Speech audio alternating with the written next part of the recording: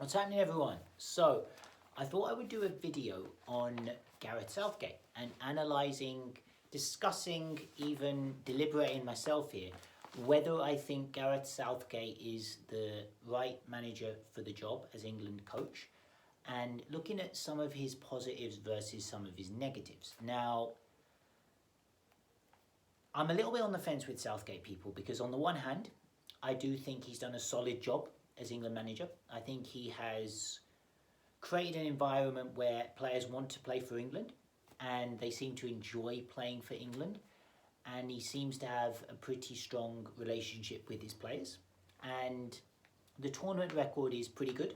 So World Cup semi-final 2018, Euros final 2021, World Cup quarter-final 2022. So no tournament victory, but some reasonable results. He certainly progressed England further than a lot of his predecessors. So for that, he does deserve credit.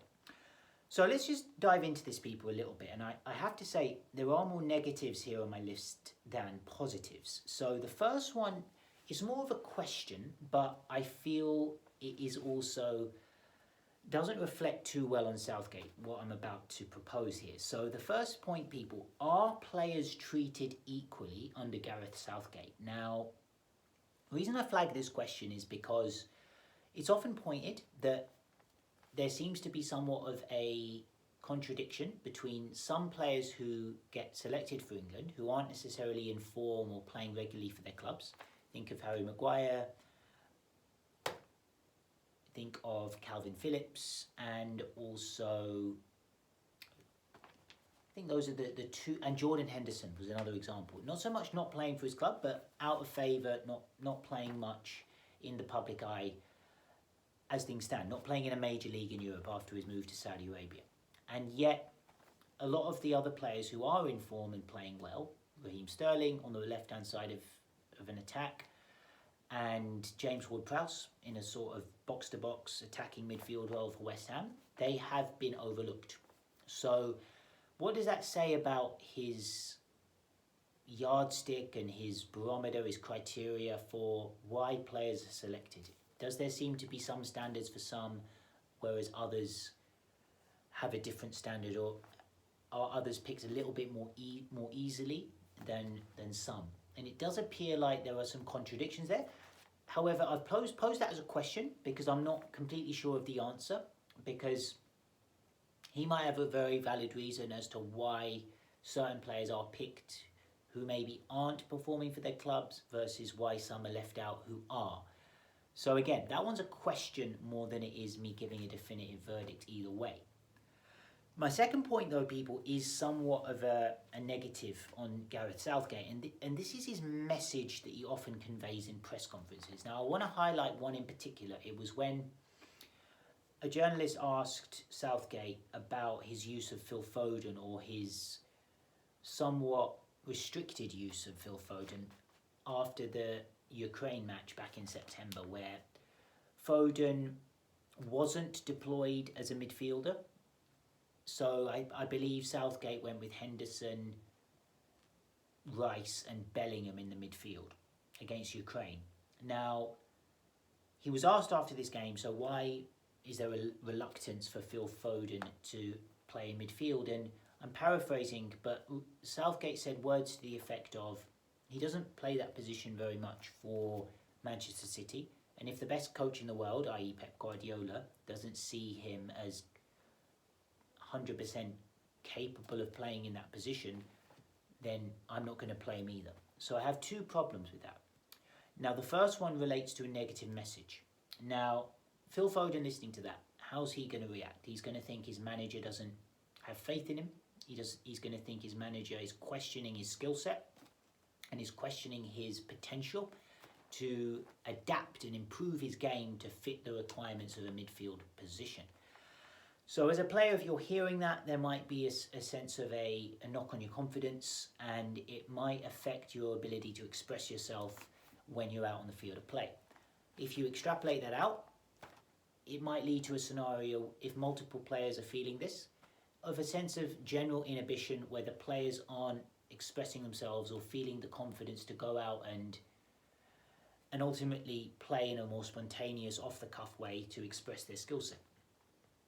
And there has been evidence of an inhibition, of a fear attached to certain England performances. Think of the Euros final against Italy, even the quarter-final against France, perhaps, where England were on top but didn't push home the advantage. Is there somewhat of a negative feeling of a lack of confidence spreading from the coach? And if he's saying these messages in press conferences, it's not going to be helping with that idea.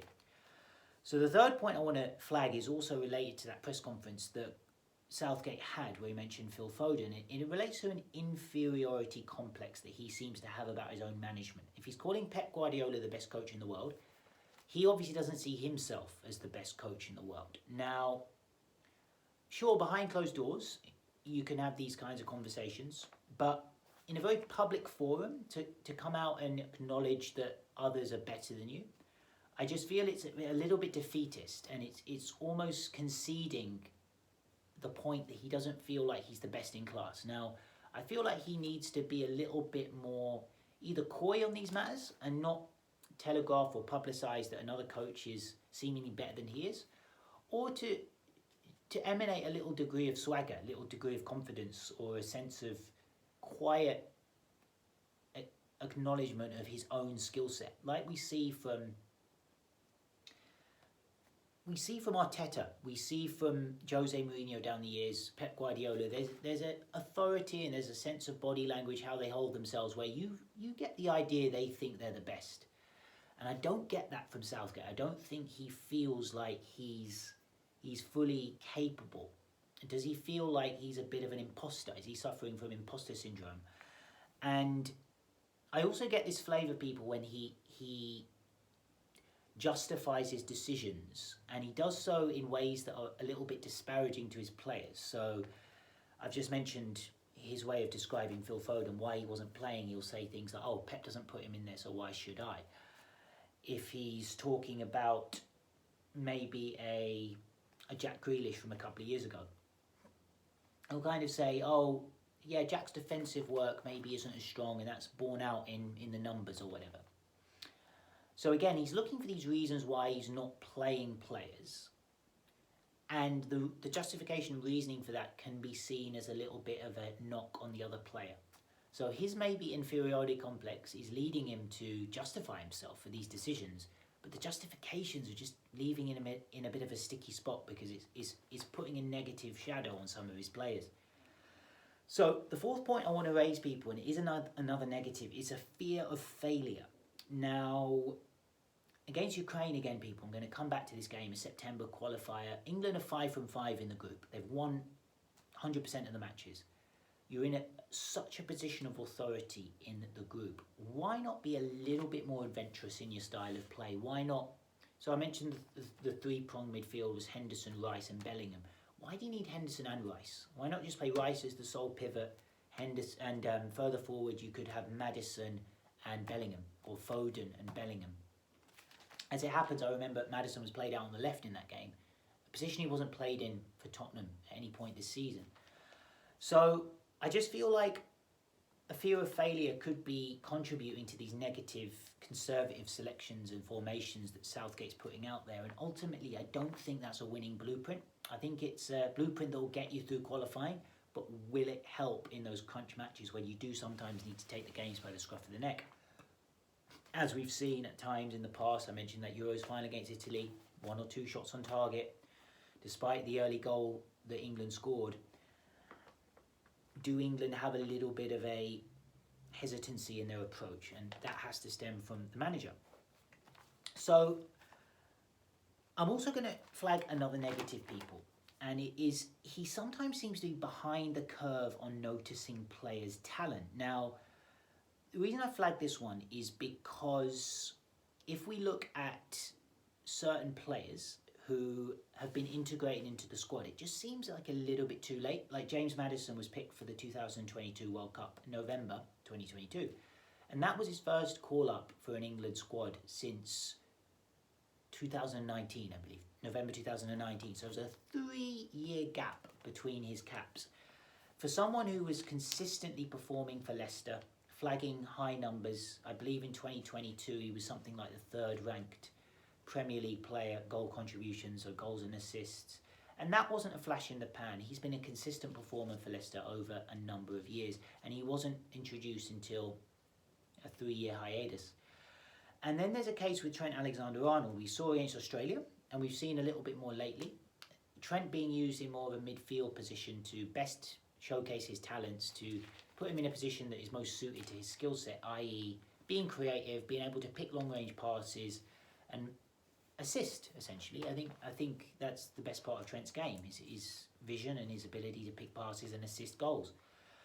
And yet, there was this lengthy time where Southgate would constantly put other players ahead of Alexander-Arnold in the team. He would sometimes leave him out of squads. And there was a feeling like he didn't fancy him for whatever reason. And then all of a sudden, after all of that, you bring him back in now. It just feels like you've kind of missed the opportunity to grow with this player, to really live the whole journey of their rise. You've kind of left them out in the cold, and then brought them back in. All of a sudden, the player doesn't really know where he stands, I feel. And I get that vibe from Maddison and Alexander-Arnold. And I believe the same was similar with Grealish. In the Euros 2021, there was a big clamour to get him selected, and Southgate was really reluctant to do it. But it was only when he signed for Man City, and Pep obviously showed what he thought of Grealish, that all of a sudden Southgate started picking Grealish more regularly. It was almost as if he was like, oh, if Pep does it, I've got to do it. Whereas before, he just wasn't seeing it. So I just feel like he's a little bit behind the curve on noticing players' talents. However, people, I do want to offer a degree of balance, in the sense that there are 2 positives that I want to flag. One is keeping a harmonious camp. And I think this is especially important in a tournament setup. I think Southgate is good at creating an environment where everyone is enjoying themselves and off the pitch seem relaxed, down to earth, seem to be really nice, amicable relations going on. And that is to his credit. And I think there has been a erosion of these boundaries that were built upon like tribalistic club loyalties, where in the past maybe the Man United players and the Liverpool players and the Arsenal players wouldn't necessarily gel as much, whereas now it doesn't seem to be that stiffness. And you do have to applaud Southgate for his ability to create that and foster that environment. So that is definitely a positive in his favour. Another one is backing of the players. So he seems to have the backing of the players. So the players do seem to play for him, and they, as I mentioned at the beginning of the video, people, they seem to enjoy playing for him as well. So again, a lot of what I'm saying is hypothesizing. I'm suggesting maybe his comments might leave a negative flavour in a player's chest if they are hearing potentially put remarks that are somewhat putting them down in press conferences. But that's just me hypothesizing. They might not be taking it that way, because the players do seem to believe in Southgate and generally enjoy playing for him. So ultimately, people, I'm still on the fence with him. I think on balance, he probably needs to take this team into the Euros, because he's come this far with them now. But I'm not convinced, people, about him, and I certainly would consider changing.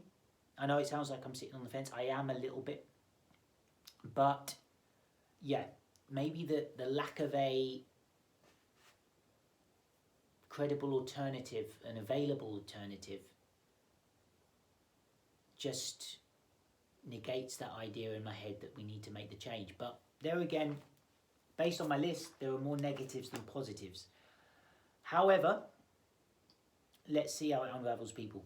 All right, guys, I hope you enjoyed the video. Don't forget to leave me your comments as you see it. All right, people, peace, love.